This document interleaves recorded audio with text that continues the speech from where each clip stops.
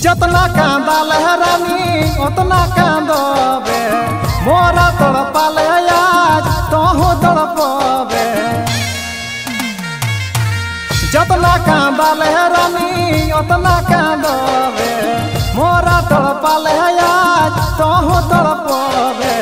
धोनी तोय जाई रे पोरे पछतावे आँखी के लर तोहू आँखी सुखावे। धोनी तोय जाई रे पोरे पछतावे आँखी के लर तोहू आँखी सुखावे।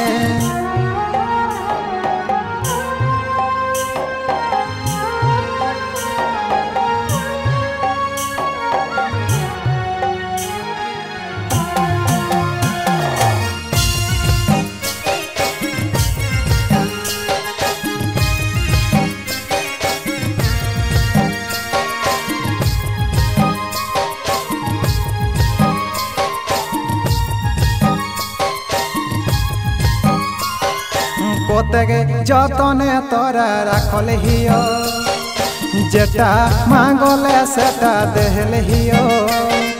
রাখলে না মোর মনে আশাকে ও সাথী রে তুই রাখলে না মোর মনে আশাকে।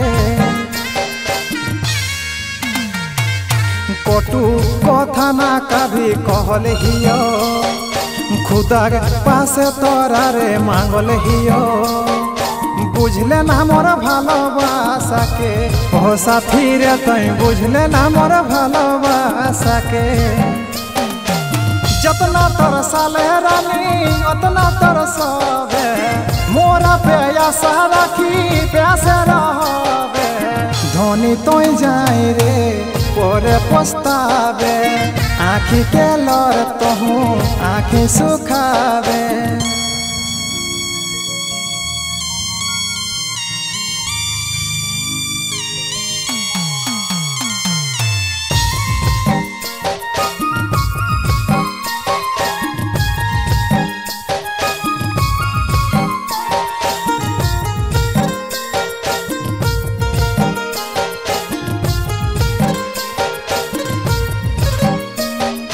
तोही तो हले मोरा आँखी कर तारा तोरा चाहलियो पागल गे पारा। चाहलियो सजनी मान के ओ साथी रे चाहलियो सजनी मान के। तोर भीतर रहलो रे जहरे भरा आज मोर नजरे पड़ल धरा। सब भुलाइले कहानी जान के यह साथी रे सब भुलाइले कहानी जान के। मोरा जगाई के रे कैसे सुतबे देह बदुआ कभी खुश न रहबे। धोनी तोय जाई रे पोरे पछतावे आँखी के लर तोहू आँखी सुखावे।